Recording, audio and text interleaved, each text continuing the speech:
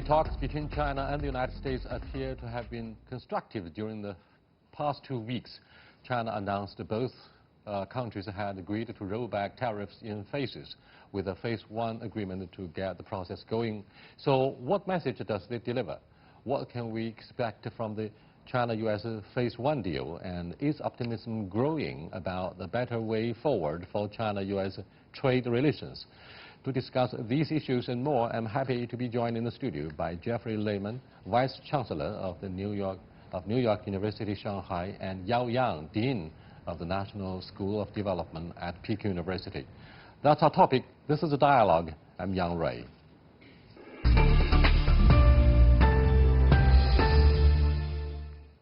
Welcome to Dialogue, Jeff and Yao Yang. What are the major points behind your policy suggestion entitled A Way Forward?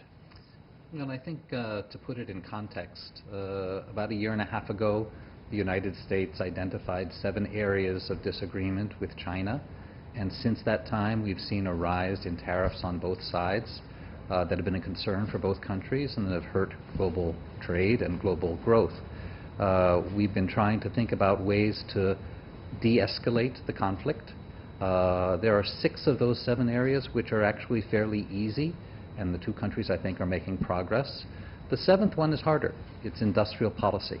And the question is, what do we do when countries have 2 very different styles? Is it possible for them to keep trading? And so our theory is that, yes, it is. We don't need to decouple the 2 economies. We don't need the 2 economies to look identical. We can have a balance that accommodates both the interest in independent sovereign decisions about how to structure one's economy and the benefits of trade. How long have you been together in formulating this very substantial policy suggestion, and to what degree do you think you get the voice heard in the White House, Professor Yao Yang? Well, actually, we met each other, I think, in last May over lunch, and we just sat together like this, right? And then we discussed the issue, and then we said, oh, we should do something about the U.S.-China current relations. So I said, I know Professor Danny Roderick in Harvard University, so we came up with the 3 of us. And then in August, we had a meeting of 10 people in New York University in New York City. And then we wrote this joint proposal, and then we asked people to sign with the agreement, with this proposal. And eventually we got 37 of them, including 5 Nobel Prize winners. You spoke of 4 baskets in the paper. Which one is most interesting? I think the second and 3. I agree.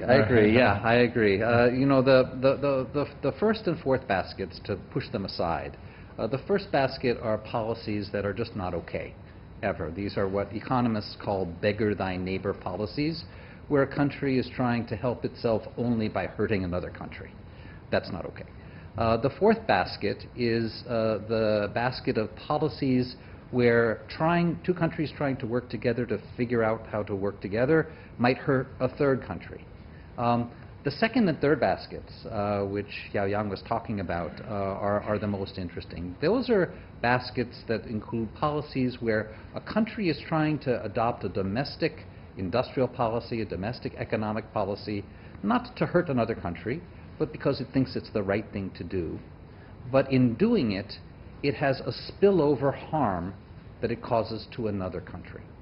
And when we see those kinds of policies, and they're fairly common, the 2nd basket says the 2 countries might work together to figure out an accommodation so that that policy can go forward, but the other country will not be hurt. And the third basket says if they can't reach an agreement, then the country that would otherwise be hurt gets to protect itself. And so the reason why these are interesting is because we are assuming that the countries want to have a dialogue, they want to talk, and they want to try to keep things in the 2nd basket if at all possible. But if they can't, then the 3rd basket kicks in, and the country can protect itself, but it's protection. It's not retaliation. It's not escalation. It's just making sure that its citizens are not hurt by the other country's choices. Let me add to that. The most important thing about the second and third baskets is that those policies or actions in concern are all kind of within the border regulations, not something cross the border, not about trade. Like Jeff talked about the industrial policy. Basically, that's a domestic issue. Also, CFIUS review in the United States, that's a domestic issue. But we believe we should first talk about that between those two countries. And if the two countries cannot reach an agreement, then each country is entitled to take some self-guarding measures. Altogether, 37 scholars and legal experts have been involved in this process of generating this paper. But what are the standards that you employed in selecting these brilliant writers who agreed to be part of this meaningful process? Well, we circulated lists and suggestions among the three of us, the three co-conveners.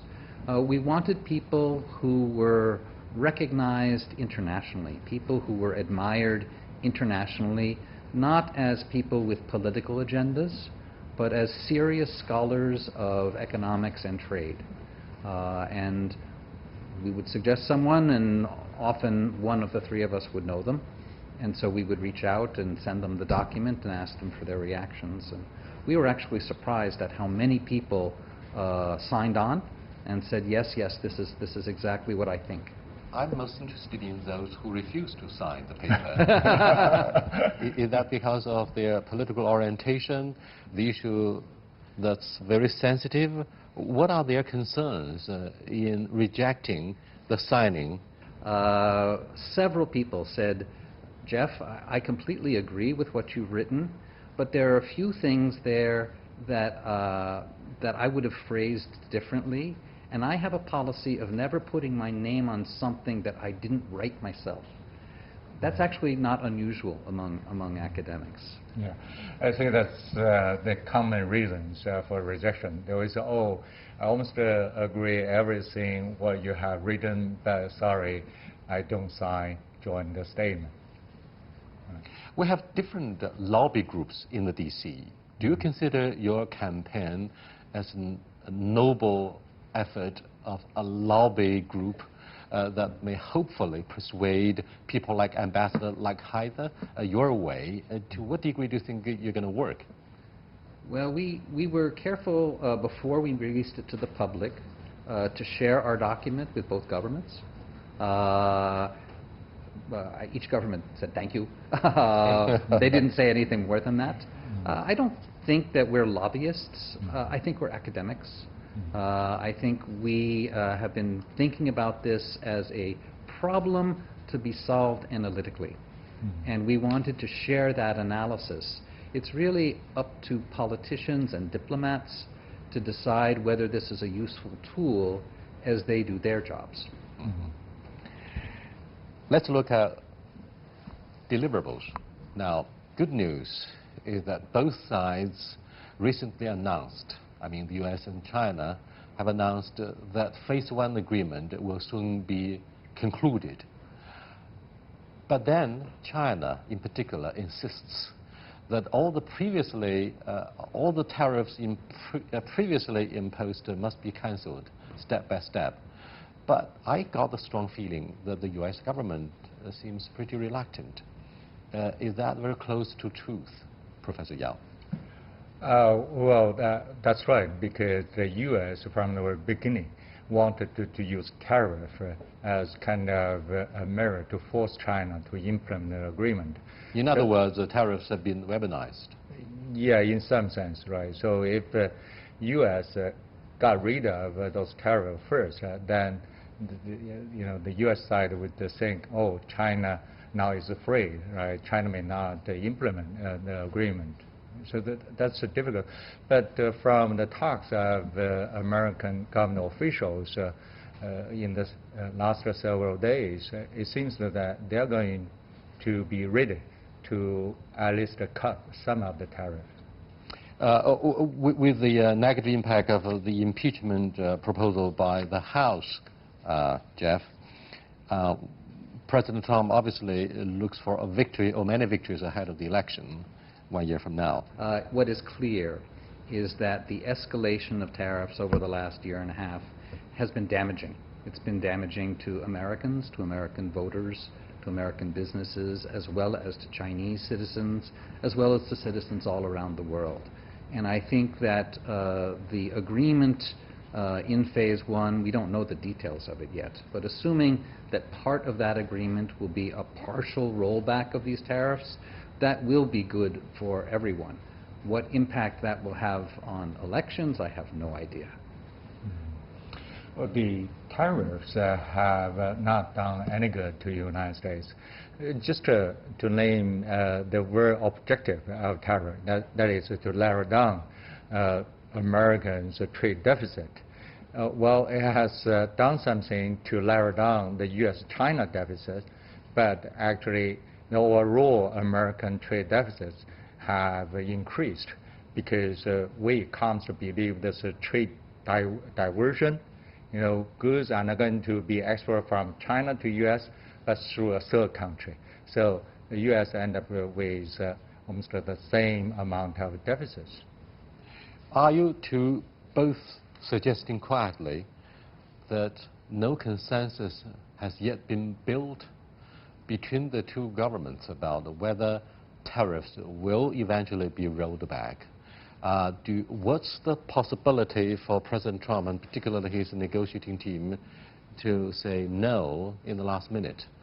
Well, my own view is that it's actually quite clear from both sides that there will be some reduction of tariffs as part of phase one, but not complete elimination of tariffs, because there needs to be a phase two. And on this list of 7 issues, 4 or 5 will be addressed in phase one, and that's great. But the one we've been working on, the one industrial policy, is something that is often referred to as structural, the structural issues. That has been pushed off till phase two, and until those issues are resolved to the satisfaction of both countries, I'm afraid some of these tariffs will stay in place, and that's why our proposal was intended to try to give both sides a way forward on this 7th issue, the structural issue. Thank you very much. You're watching Dialogue with Professor Jeffrey Lehman and Professor Yao Yang. They are what we call senior advice or senior policy advisors to the two governments, Chinese and American, at the defining moment of their trade prospects. Stay with us. We'll be right back after this short break. 2019 Rhodes Forum has brought CGTN and ERT back together for a heated brainstorming by the beautiful Aegean Sea. Policymakers and influencers are gathered here as we raise crucial questions. Greece and China, one of the stabilizers. perception of the express. Chinese investment in Athens port is very successful. Do you support the Turkish street? That's what the Russian diplomacy is working on. China and Europe share growing concerns over unilateralism and protectionism. But are they partners or competitors? And can we find a common narrative on rising global disorder? Join us for Dialogue with the World, coming to you soon on CGTN.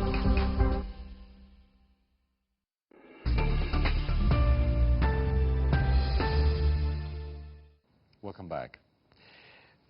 Let's look at a contradiction. It seems policymakers on both sides across the aisle are wrestling with the idea about whether there should be a radical decoupling, or rather, if they were to follow your advice, get deeply integrated. What do you think of the prospects of making a compromise between these two extremes? Well, I think it's important that there be a compromise between these two extremes. I think the extreme of deep integration, which is sometimes referred to as convergence, is an assumption that all of the world's economies will end up looking very similar. If that were to happen, of course, then it would be easy to have free trade across the whole world. But it's not likely in a world of sovereign nations making separate choices about their own well-being that we would ever see convergence. And it's because of that appreciation that that is not going to happen that we've suddenly heard these calls for radical decoupling. And that is what animated us as a real source of concern, because a radical decoupling will deprive the whole world of the benefits of interaction. And so we believe it actually is possible, and indeed it's not that challenging, to have what might be called partial decoupling. Some areas where it's just not going to be possible to have trade, but lots of areas where it will be possible to have trade, and even more importantly, a continued psychological commitment to being a single integrated world where we're all trying to work together. Yes, go ahead. Yeah, let me add to that a little bit of background.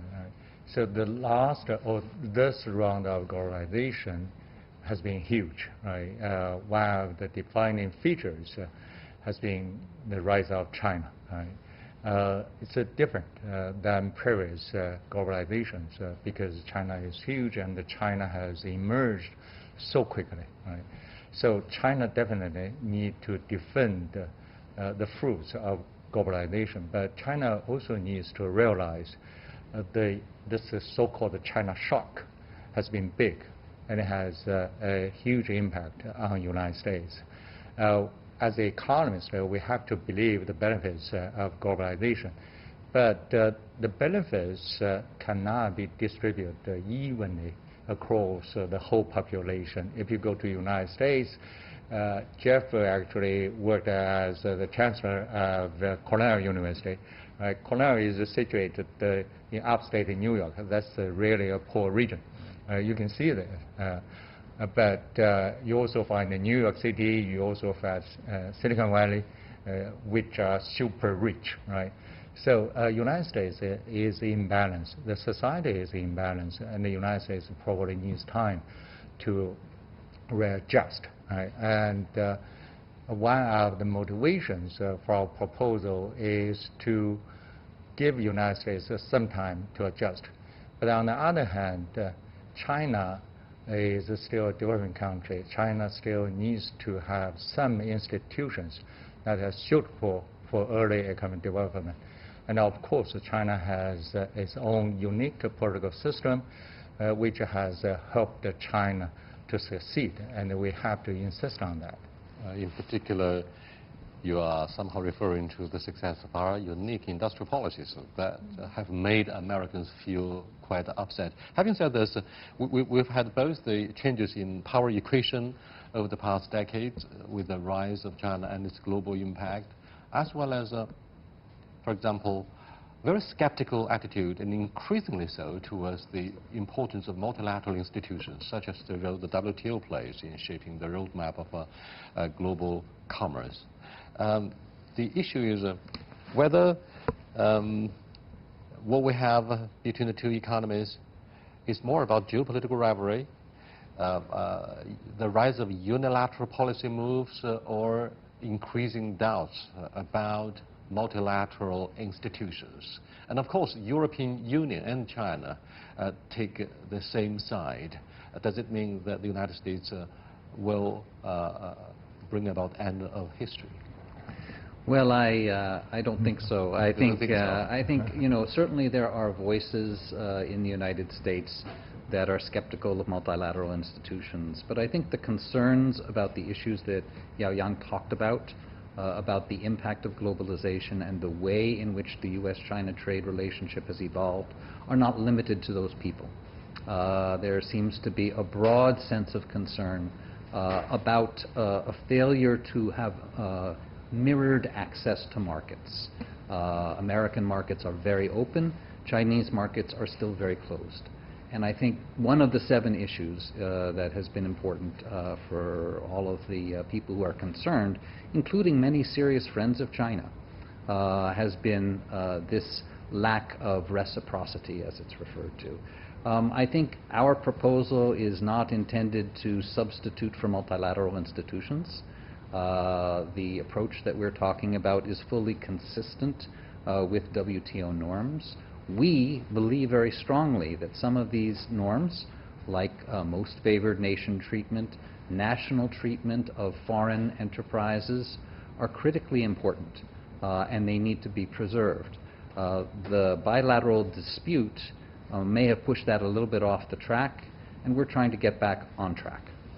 Yeah, let me add to that. I don't believe United States is withdrawing from multilateral structures like WTO. I think the common view on that, at least to me, is just wrong. I mean, look at this GATT that was created by the United States. There was a problem with GATT.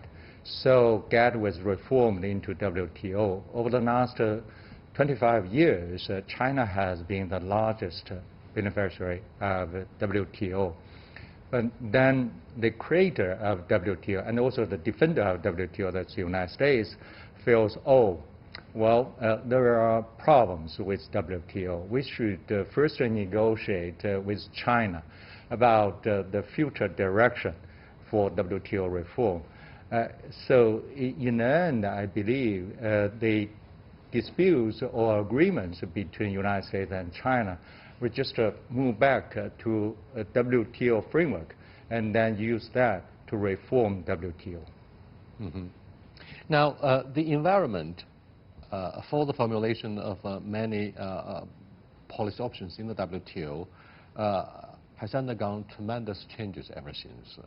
For example, the remarkable progress in digital technology and, of course, the impact of emerging markets. And therefore, the critical issue remains how to look at the status of China. Is it a market-oriented economy, or is it more dominated by state-owned enterprises and the industrial policy of the government? Well, there are two very important issues and the discussion in WTO. One is developing country status, and the other one is market economy status. Of course, China is still a developing country, even by the World Bank definition, right? Having said that, China is also a huge country, right? In terms of the size of the economy, China is already number 2. Our impact is immense on the world, right? So I think we can play down the benefits of developing countries in WTO framework, or China can give a good gesture saying that although we are still a developing country, but we voluntarily give up those rights. In terms of market economy status, China should acknowledge we are still in the process of moving toward the market economy, right? As a matter of fact, the market economy status is not going to give China huge benefits under the WTO rules. That was what I learned from those experts, right? So we can, enter this discussion and adopt some of the international standards. For example, OECD promotes the competitive neutrality for SOEs. Inside China, we have also been discussing this notion. I think adopting this notion is going to solve most of the dispute around market economy status. And the mere mention of SOEs would immediately get on the nerves of Americans because they prefer to have a liberal market economy as opposed to government's dominance, and accordingly it's industrial policy. However, as you have said over and over, even in your policy consultation paper, there must be differences. You have to acknowledge the differences in both cases, the U.S. and China. So what do you think of the feasibility of making a compromise, such as the competitive neutrality, regarding the strength and role of SOEs? I think it's quite clear that although China is slowly evolving in the direction of a much larger private sector, SOEs remain hugely important to the Chinese economy, and that is not going to change. And I think it is important for all sides to recognize that and accept it, and then to sit and analyze, well, what does that imply for fairness in trade? If SOEs enjoy very special forms of subsidy, then that could have spillover consequences in a free trade environment, and therefore we need to make sure that other countries are protected against those spillover effects without saying, oh, SOEs must disappear domestically. We keep our fingers crossed for co-prosperity in a community of shared future. However, admittedly, on both sides we have people, a majority of them, who insist that we have a bottom line, we have our principles, that we cannot undermine. None of such could be compromised because we have to protect our national interests.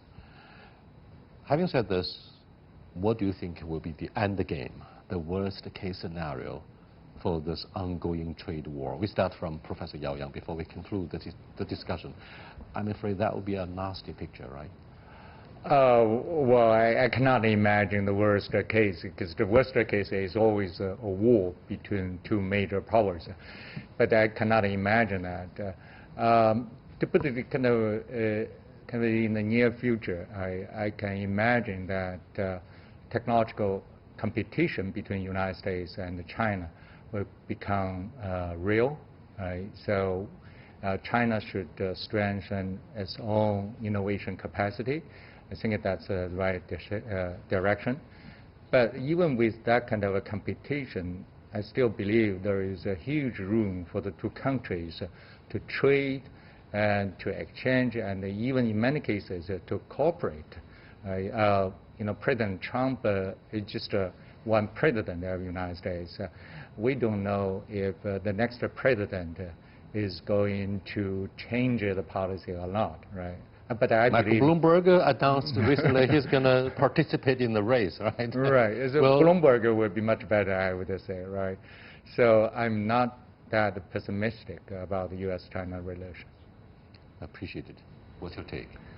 My take is it was only about 5 years ago that we were talking about the great condominium, chimerica, this tremendous commonality of interest that exists between the people of our two countries. That commonality of interest has not gone away. And so I believe that what is really important is that we find a way to recognize areas of competition, areas of conflict, without losing sight of how much we stand to gain by working together. Thank you so much, gentlemen. That's the end of this beginning. We're going to soon have, hopefully, the beginning of the end regarding the marathon negotiations between the two biggest economies. I'll see you next time. Goodbye.